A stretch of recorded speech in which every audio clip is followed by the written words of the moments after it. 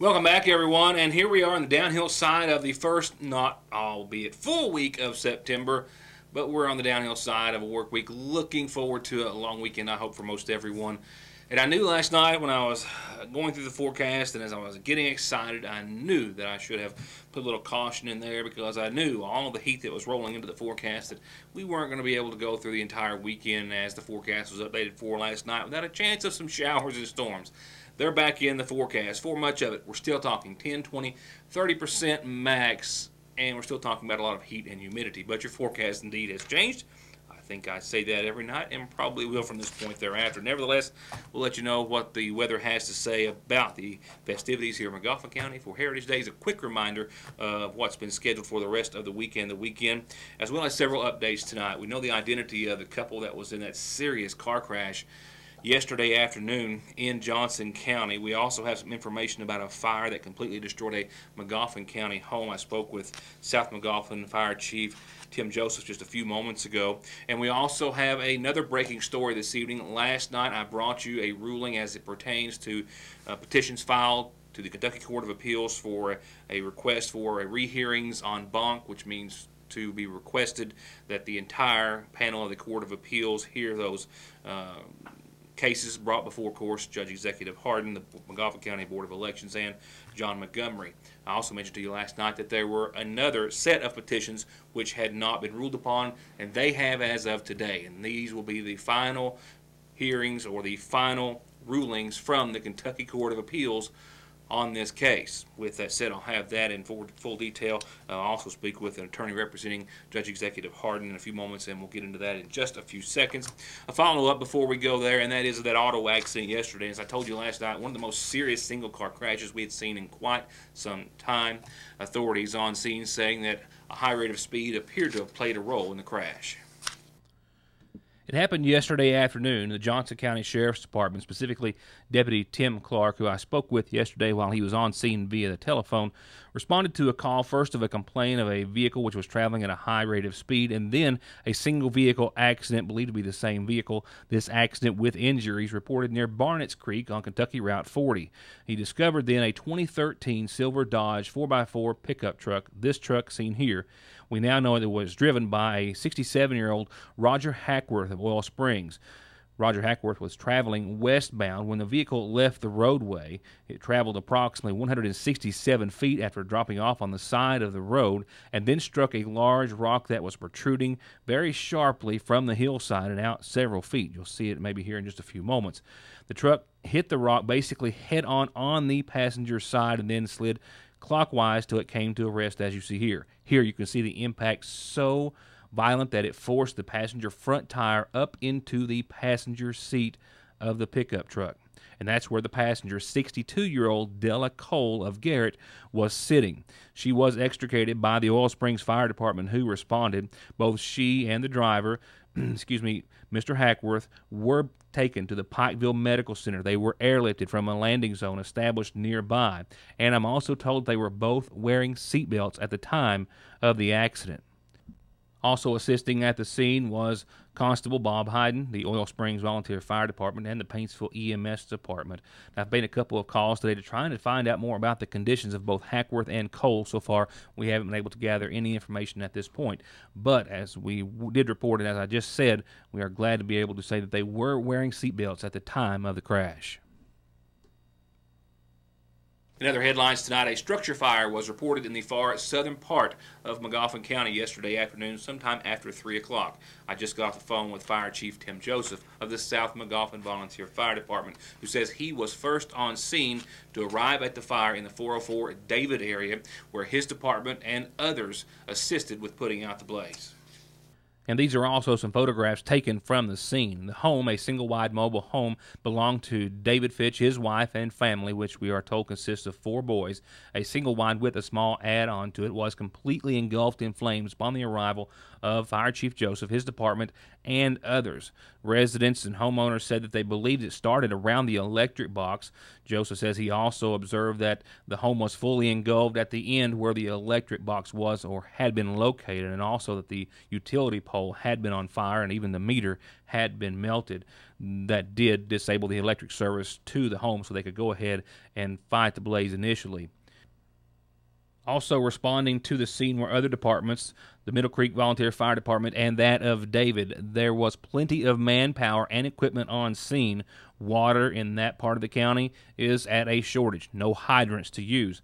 Joseph says that they shuttled at least 3 different loads of water all the way from David and back to the scene, and also at least 2 loads of water from the river that they would siphon near the South McGoffin Volunteer Fire Department house. The home and all of the family's belongings, we are told, were a complete loss. We're also told that this is actually not the first fire the family has endured on this property, that over the years at least 2 other structures, either belonging to these members or members of the family, have also been lost to fire in the same location. The remnants of those fires, says Joseph, could still be seen on site today.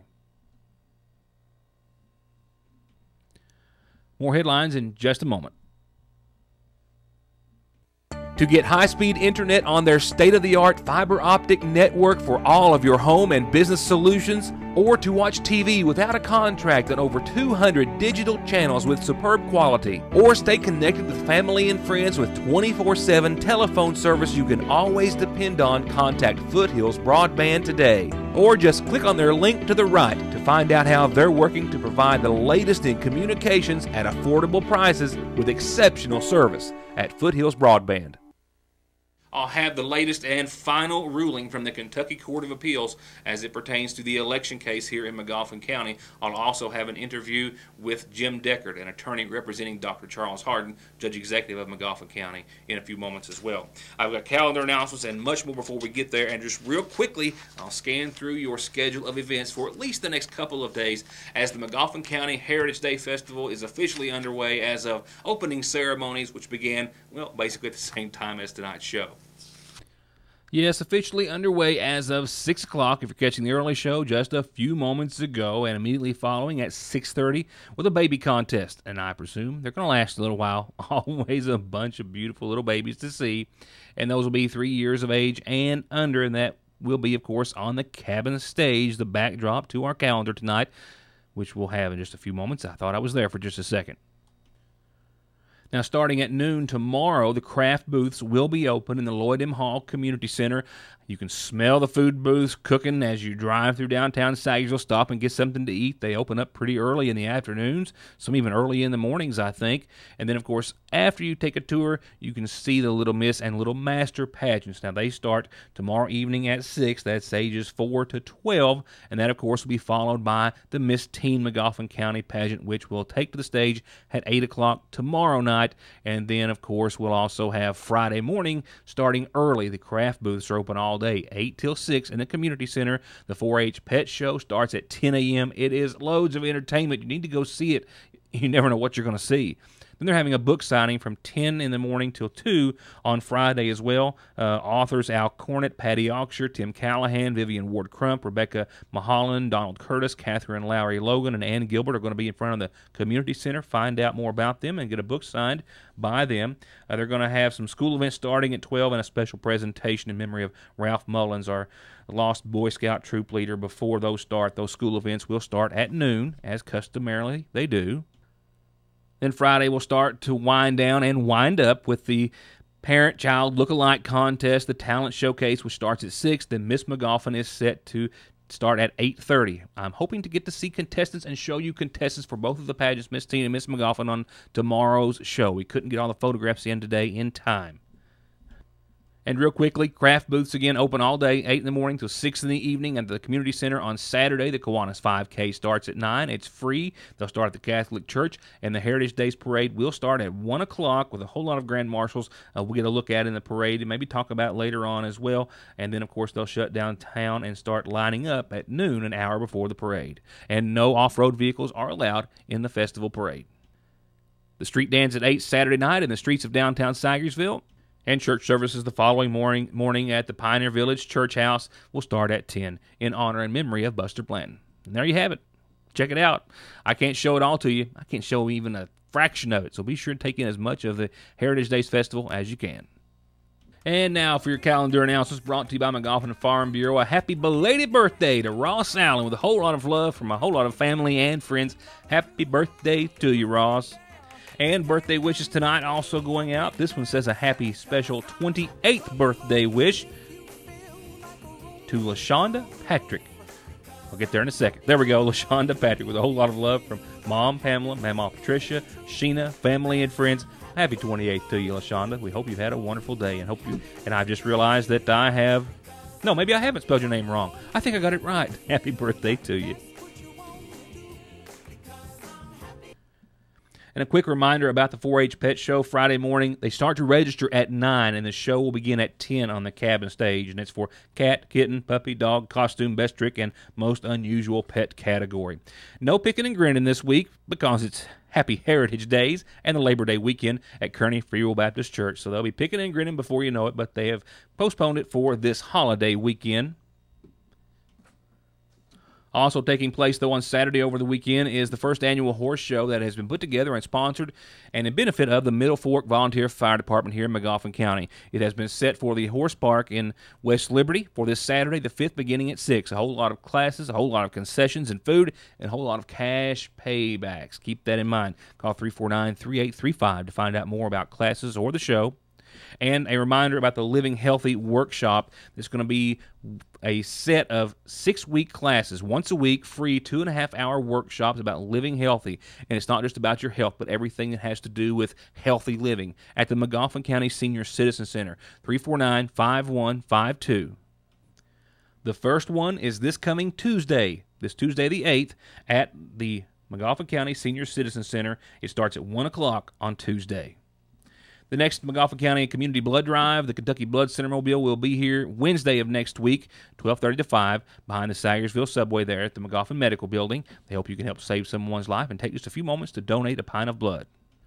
And we hope you'll call up on our calendar anytime you've got a birthday, anniversary, or other organizational or nonprofit announcement, just like you've heard. You can mail it, phone, fax, email, Facebook, and programming is, of course, on the following day in case you missed it the first time or need to see it again at yournewstoday.com. Now, last week, I know that the programming, I got a lot of calls. It wasn't being updated on a daily basis as it was, and that was just because we had some other programming that we wanted to make sure was available to everyone. But we have since gotten back on a regular schedule, and you can find programming on there just a few hours after it airs. The following day, most certainly, on yournewstoday.com. And this last announcement comes this evening in memory of Maxie Marshall on what would have been her birthday. Loved and missed by all her family and friends. In memory of Maxie Marshall.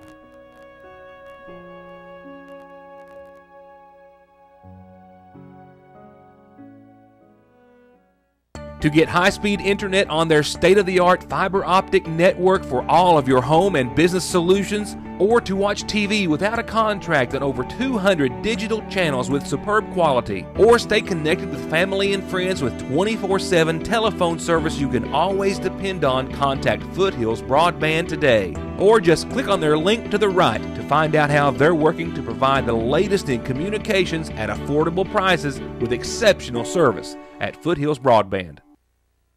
Now for our other top story this evening, I brought you last night a ruling handed down by the Kentucky Court of Appeals as it pertains to the ongoing election case here in McGoffin County. To back up and give you just a bit of a timeline or reminder before that, of course, the November general election here in McGoffin County for the Judge Executive's race was followed by a lawsuit filed on behalf of Republican challenger John Montgomery alleging election fraud and improprieties in the election and that he should be declared the winner as such. The lawsuit resulted with a trial, a case here in McGoffin County in which Special Appointed Judge John David Preston ruled from his bench that the result should be thrown out and that Hardin should be removed from his office as of such, but that no winner should be declared.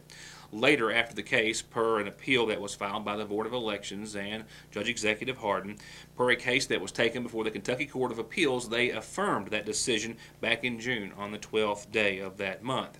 Now, thereafter, there were petitions filed for a rehearing in about 2 weeks thereafter in early July on the 6th. Just yesterday, since those petitions for rehearings were filed, we have waited to hear the last rendering or last ruling from the Kentucky Court of Appeals. As I told you last night, there were two sets, if you will, or two kinds of petitions for rehearing. One was en banc, as they term it, which is a request for a rehearing before the entire panel of judges with the Kentucky Court of Appeals. As I told you last night, that was denied in all parts per the statement that I read for you last evening. However, still pending at this time last night was the petition for rehearing before the same or a similar three-judge panel. That ruling was released earlier today. And it was another denial for Judge Hardin as well as the McGoffin County Board of Elections. Now, it reads in part that the appellant, Dr. Charles Hardin, and the appellant and cross-appellees, the McGoffin County Board of Elections, had petitioned the Kentucky Court of Appeals for a rehearing of the court's opinion in this election appeal case. A petition for rehearing, they say, is granted only when the court has overlooked a material fact in the record or a controlling statute or decision, or has misconceived the issues presented on appeal or the law applicable hereto. It also says, quote, in our opinion, affirming the circuit court's order voiding the election of the McGoffin County Judge Executive, we do not find we have overlooked any fact or misconceived the issues on appeal. Furthermore, the opinion at its heart finds that because of the abundant irregularities in the election, most significantly those involving absentee votes, it is impossible to determine whether either candidate can be judged to have fairly been elected, and that standard as applied in the opinion is controlling law in Kentucky, and wherefore the court orders that the petition for rehearing be denied. Tomorrow, I will reach out to John Montgomery and his attorneys for their opinion on the matter. I did, however, reach out today to Jim Deckard, attorney representing Dr. Charles Hardin, who gave me the following interview about their intentions. Well, under the Supreme Court rules, Ritt, any party to this appeal has a right to file a motion within 30 days asking the Supreme Court to review the lower court's decisions. That is, the decisions of the Court of Appeals as well as the special judge of the McGoffin Circuit Court. Other parties would then have a right to file a response to whatever is filed by one of the parties asking the Supreme Court to take review. Now, the Supreme Court doesn't take all the cases that it's asked to, but if they do take this case and someone asks for them to take it, then briefs would be filed, and it's likely that an oral argument would be held in Frankfurt probably sometime in 2016. In any event, at this point, Judge Hardin remains the McGoffin County Judge Executive and will remain so throughout this process. Can you tell me at this time if he is so inclined to go ahead with that procedure and file the motion before the Supreme Court, or is that a decision that's been made? The decision hasn't been made yet. We have 30 days from the entry of any orders at the Court of Appeals to make those decisions, and frankly, Ritt, at this point, I still haven't received my copies in the mail. So for now, as Attorney Deckard says, his client, Dr. Charles Hardin, does have 30 days to appeal the decision. And as you just heard him say, he stopped short of saying that that was their intent at this time, but that was a possibility of a decision that they may make in the future. We'll keep you up to date. Tomorrow we hope to have remarks from either John Montgomery and or his legal team. As for now, I'm going to wrap it up with your Licking Valley RECC forecast, which sees us under some warm conditions tonight. A low of 65, partly cloudy skies, a light northwest wind, and some fog. Keep that in mind. Patchy fog after 5 in the a.m., and that will linger around in the morning up to about 8, probably 9 o'clock or so, as it has been. We do have mostly sunny skies. We do have the upper 80s tomorrow, and we do have a 30% chance of some showers and thunderstorms, mainly after 2 o'clock tomorrow. Those chances dwindle as the evening progresses. Now, 30%, I guess I should say, during the day, and that does dwindle to about 10 by tomorrow night. For your Friday, 88 for daytime highs, Fog to finish late Thursday night, fog to start early Friday morning, mostly sunny skies, upper 80s, 65 degrees for nighttime lows. We will also see, as you can see on Friday, 20% chance of showers and thunderstorms that may possibly work in a little earlier, maybe after 10 o'clock on Friday morning, but those chances do wane as the evening arrives. Saturday, we have that back in the forecast. Sad to say, but fog to start off the day, partly sunny skies to put in the middle, and then a 30% chance of showers and storms on your Saturday. Right now, the window looks to be pretty narrow, mainly between 1 and 4 Saturday afternoon. Otherwise, those chances go down to about 10% for Saturday evening and night. Sunday, a 20% chance of showers and storms. That's mainly after about 1 o'clock on your Sunday. Otherwise, fog to start and fog to end. Sunshine in the middle with that threat of showers and thunderstorms. And your Labor Day, Monday, right now, still shaping up to be a hot one. Mid to upper 80s. Start off with some fog on your Monday. Mostly sunny skies and then partly cloudy skies late. No word of showers and thunderstorms Monday or Tuesday for right now. Well, that's going to put the lid on it for tonight. We're out of time, not out of news. Still got a great deal of reports to try to work in before the week's end, and some news, of course, we'll be covering between now and Saturday as well. So be sure and join us next time for more of your news today. As always, thank you so much for being a part of the show, and have a good night.